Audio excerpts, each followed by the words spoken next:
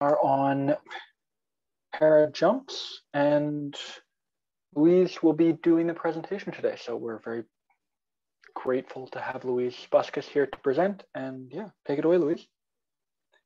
Okay, I will apologize on behalf of Jerry Clayton. He had a bad fall on some ice and so has been hospitalized.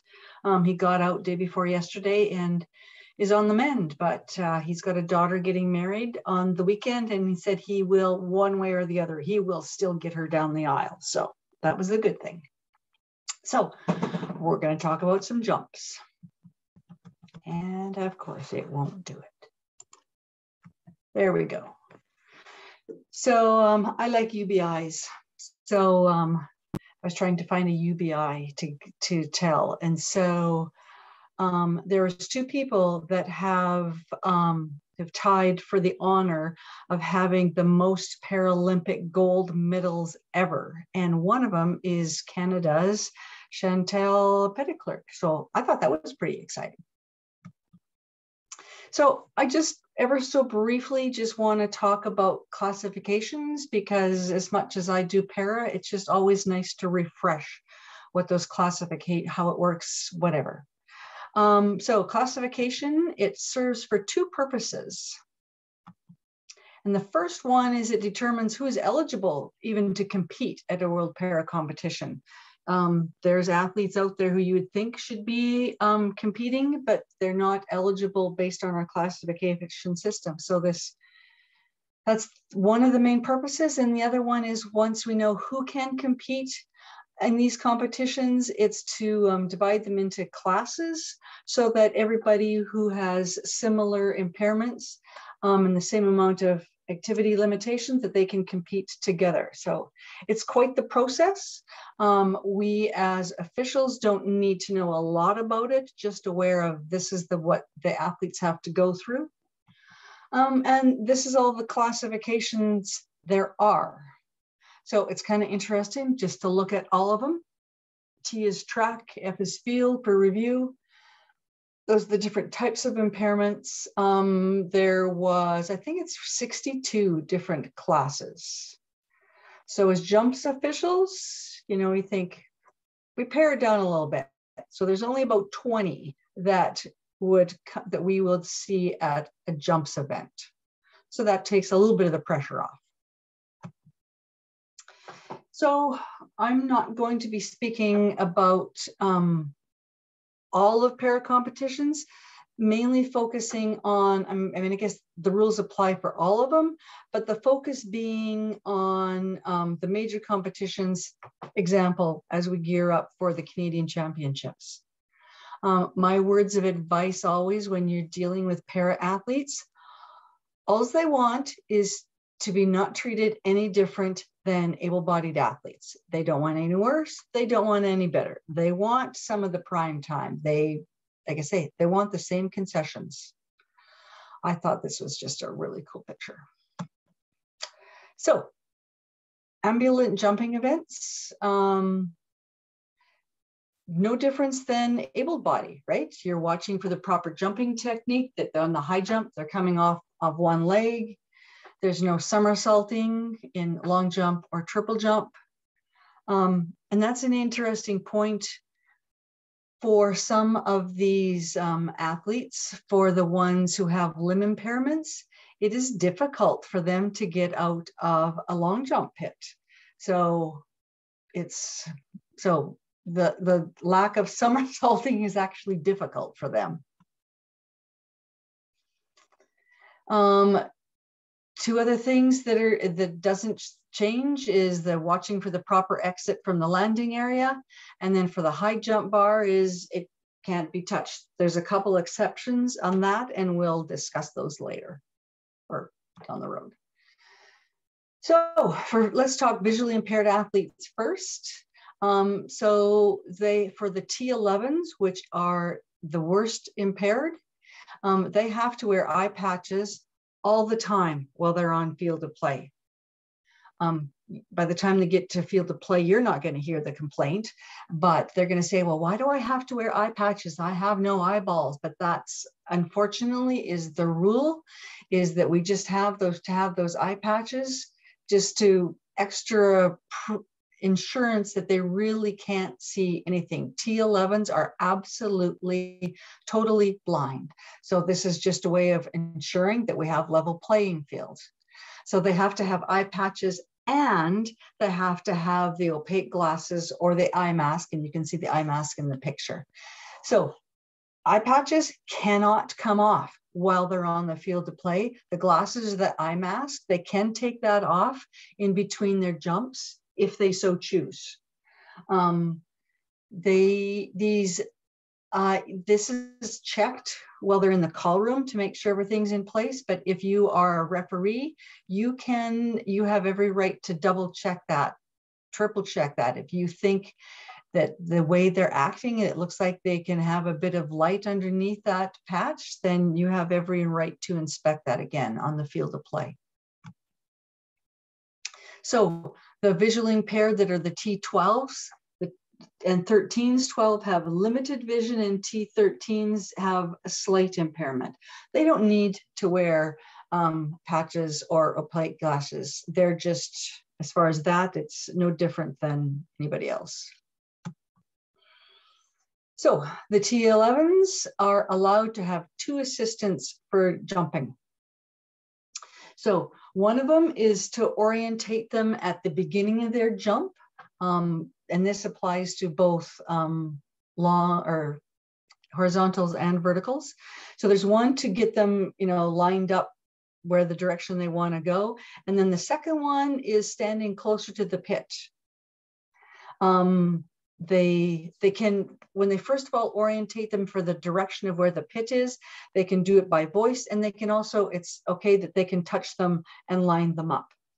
So and you can see this fellow here that he was giving and that's usually obviously audio orientation. He's standing, and they usually stand right in front of the pit. So if you haven't watched this before, you're thinking this looks a little scary because you got this jumper running towards them full bore, and they're just standing there, keep yelling, but that's a necessary evil because they have to be there to give that audio cue so the runner knows where he needs to go. So yeah, she can stand there, not a problem. The only thing that they can't do is stand in the powdered area, because then that's, screws up for the marking. The other thing is, it is very important that the area remain as quiet as possible, because again, that athlete is listening for those audio cues, so we can't have any interfering sounds.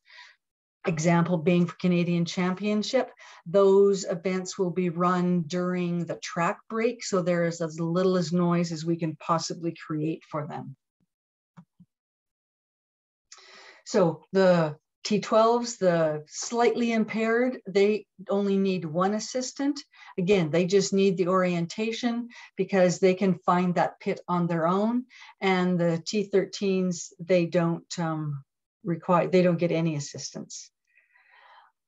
You have to remember that these assistants cannot sit with the athletes. So when you're getting ready for competition, you have to have 2 areas, one for the assistants and one for the athletes. After each trial, back up 1 second. So you got to remember also that those assistants quite often are their coaches. So that's why you got to put them separate, because they're going to try to coach. Then the other thing you got to remember is an infraction against the assistant is also goes against that athlete. So they're a team out there. So if you give a warning to the assistant, that really is applied against that athlete. So after the trial, the assistants cannot touch the athlete until they have exited the landing area. They can give them visual clues on how to exit, but they can't actually touch them till they're off the area. There's the example of, you can see the guy, my little There, you can see the guides up here. I'm not sure which one is theirs. So this one probably orientated her on the runway. And then this one here is giving the audio clue so she can see she's putting out her arms. So what she thinks is the scent and the center of where she needs to run, and he is confirming. So the other thing is, so you can see over here, we got the start clock probably. That is once that athlete is on the track and orientated, and you can tell that the best is when the guide walks away, usually indicates that the athlete's orientated. So then you start the clock. If that athlete loses their orientation, the clock is stopped. You do not reset the clock. The athlete is reorientated again when the guide comes off and they restart their attempt, then the clock is restarted. It's not like we give them bonus time for getting lost. We're just allowing them to stop the clock to give them that opportunity to reorientate.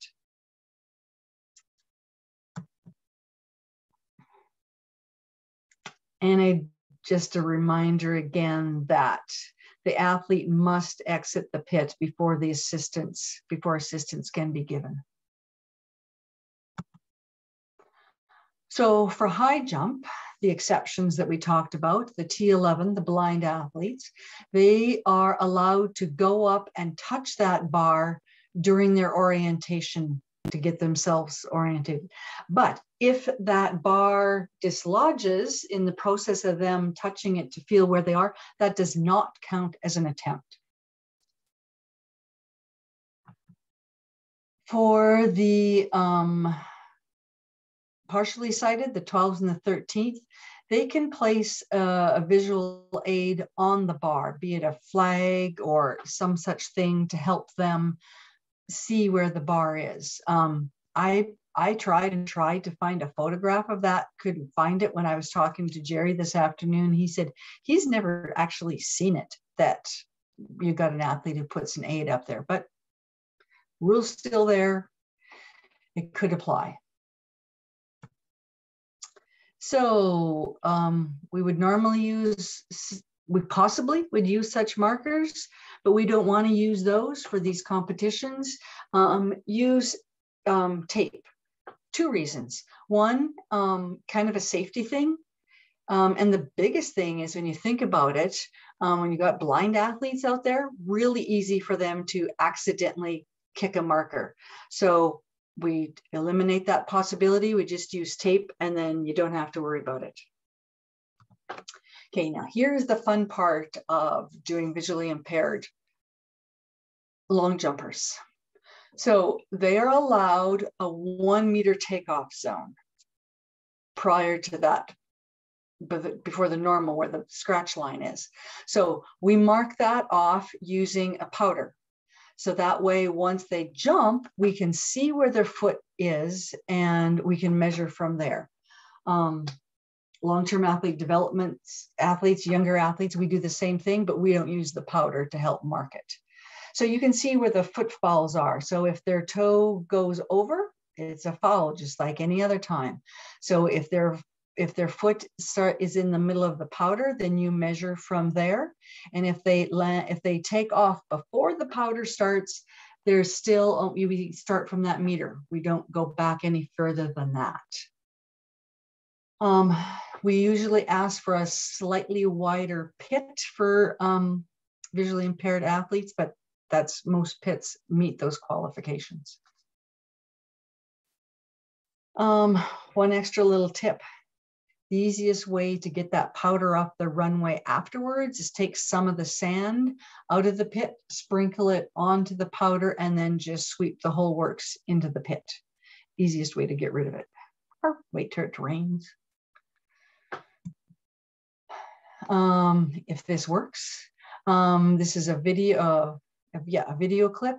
When I do my dual screens, I can't hear the sound, so I don't know if you can hear it, but you're going to hear the assistant calling the athlete, and you're going to also see that takeoff zone.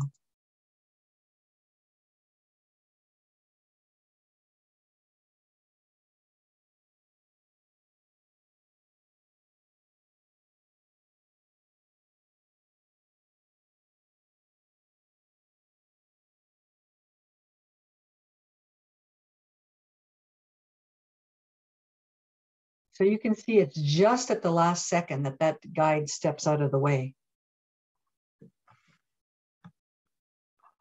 And we don't need to see that again. This is a very interesting clip. If you want to replay this again afterwards, just Google long jumper at Doha.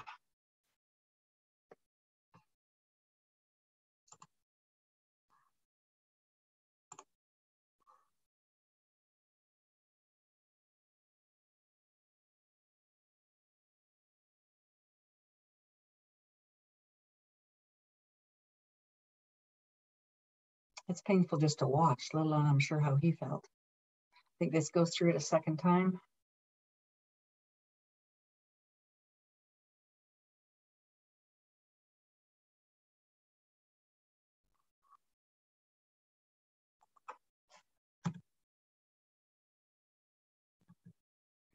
Okay, we're gonna have a little test. So, did you see the athlete foul on this attempt? Did he foul on the run up? Did he foul on the takeoff or on the landing? You know what? So let's just watch it one more time so you guys can think about that.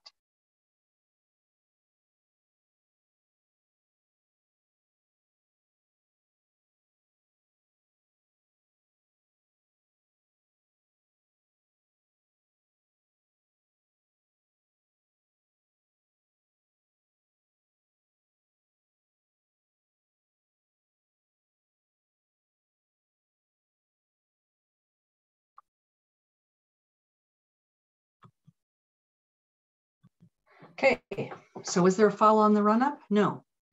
According to 28.3a, they are allowed to run outside of the white lines on the run up to the pit. But he did foul on the takeoff because he took off outside past the areas of the takeoff zone. And did he foul on the landing? Yes, he did, because he didn't land in the pit.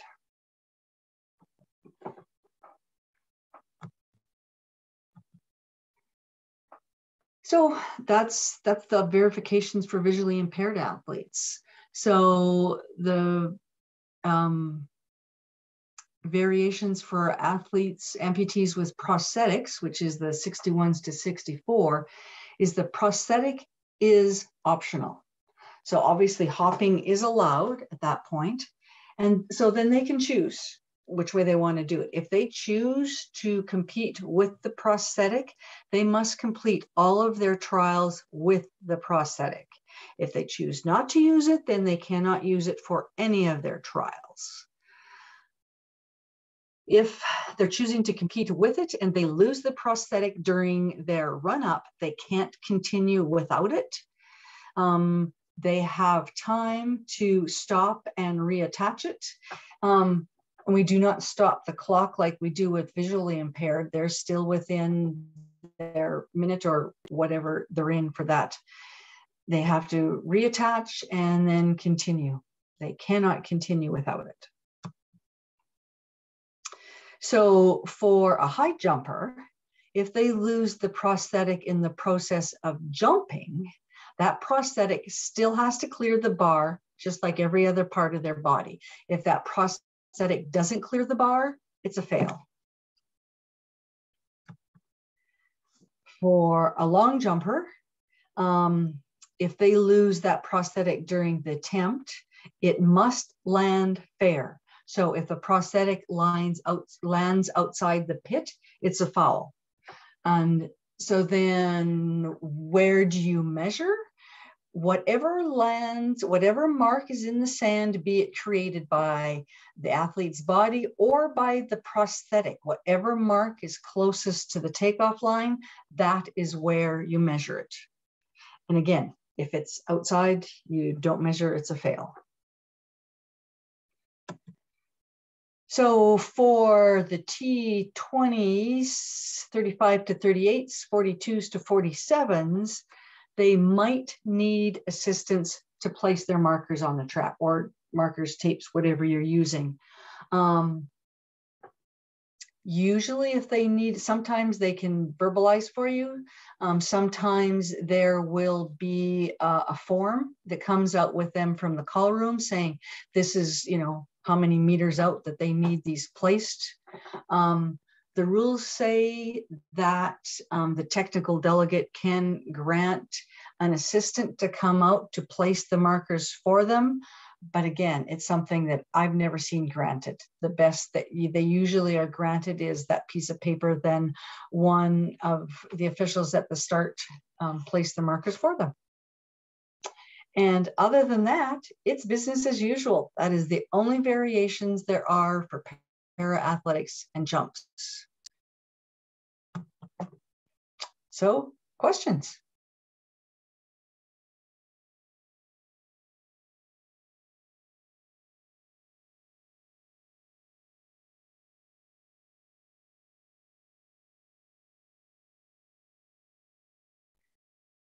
So, no questions coming in the Q&A, but we might be able to allow people to ask them live. So we'll try that. Okay. Hold on. Okay.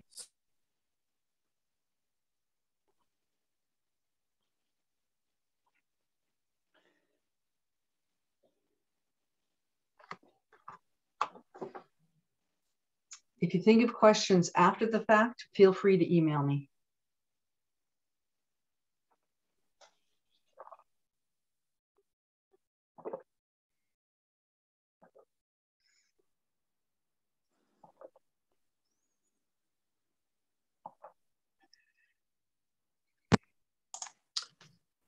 I've got a question on the takeoff board. I was wondering if the powder is used for all three, the T11, 12, and 13. No, only the 11s. And 12 and 13s is business as usual. It's only the 11s that have the powder. Now, if by chance that they are competing at the same time, which is possible, the powder is still going to be there, but you don't use it as part of the competition for those athletes. Okay, and then for the width of the pit, is it it's wider at 3.5 for only the T11 as well?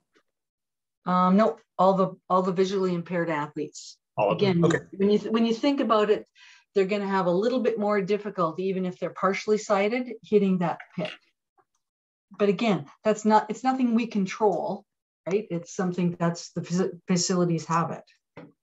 Ideally, you want the wider pit. Okay, good, thanks.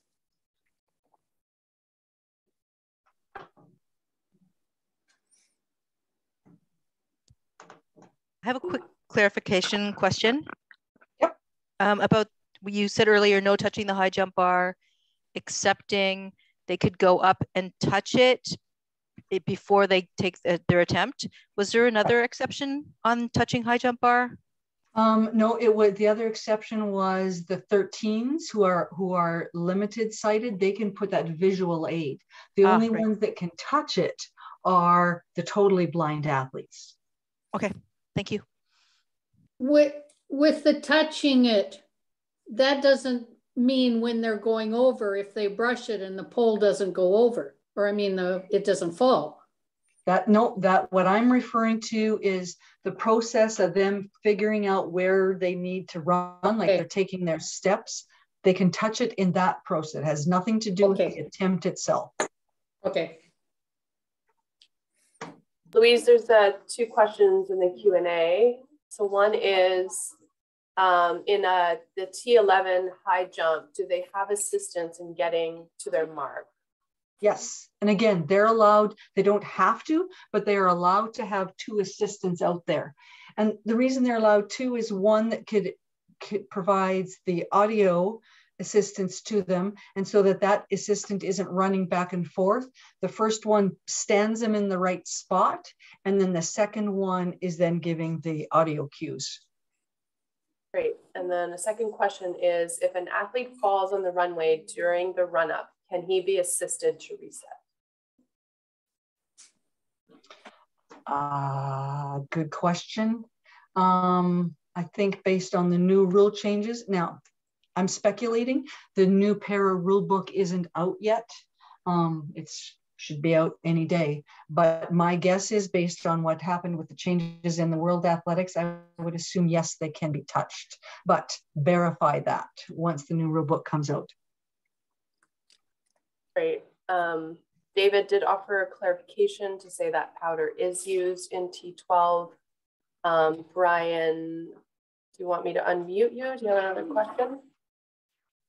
Yeah, I had a question. Thanks, Louise, for this. I just wanted to clarify, in the call room, the only thing that they need to check is the T11 I things, if that's correct. And are the, what did you call them, assistants? Are they allowed in the call room as well, or do they just show up on the, in major competitions, yes, they have to go through the call room with the athlete.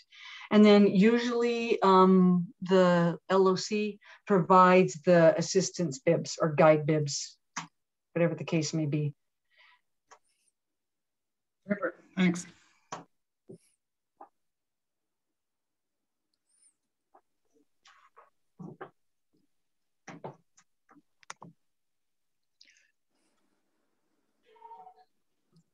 Hi, I have a question.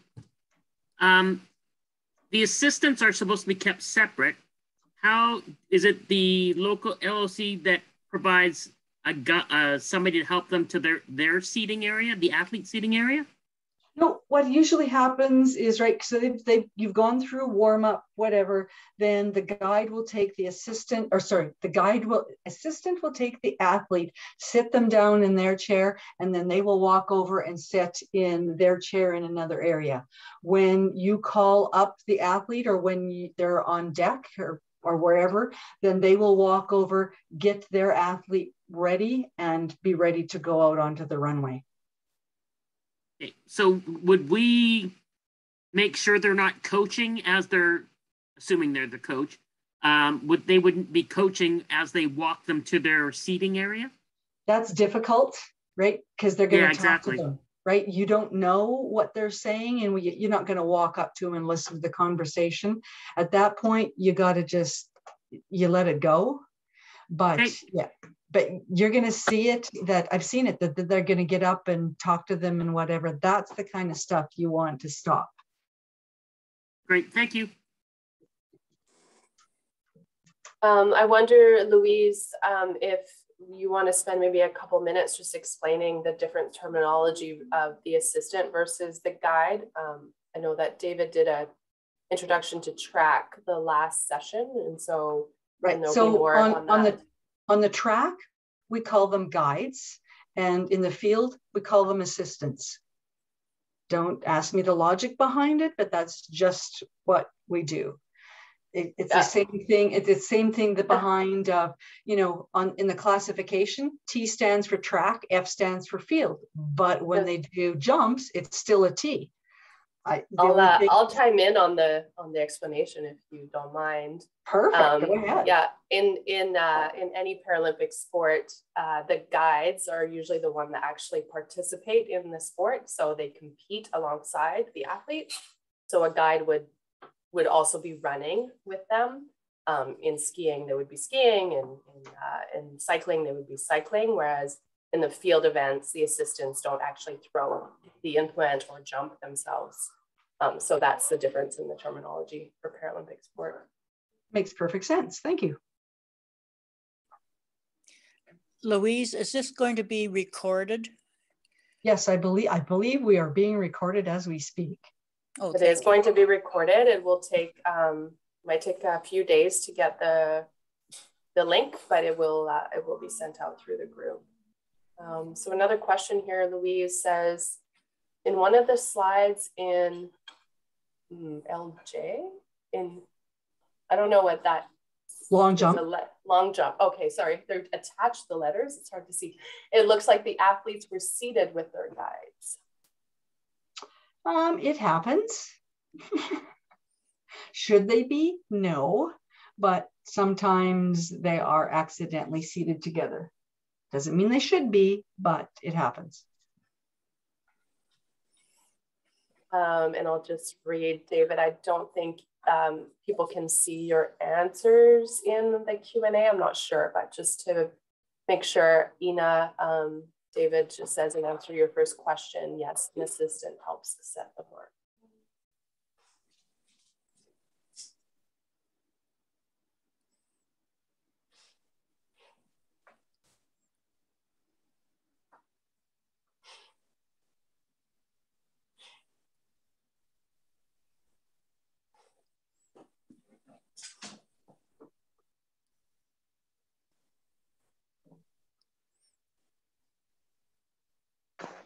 Okay, if there's not any more questions. I have a question on instructions for the athletes and the assistants. Is there different instructions that you give to them either separately, or do you give instructions all together? And is there anything additional, I guess, that you have to say about to the assistant compared to just a regular long jump or triple jump? You would want to give your when they're standing there and they're giving the instructions, they're both going to be there, and you would want to make sure that they're both there to hear the instructions, that there is to be no coaching. The assistants are there just to assist in orientation and whatever. And yeah, they both need to hear it. And if you really want, if you're a referee and you want to point it out to them, the best words to use are you trying to get your athlete disqualified? Because if they continue to do things they're not supposed to be, that's what's going to happen, is their athletes DQ'd. So odds are they're going to quit their incorrect behavior right there. Thank you.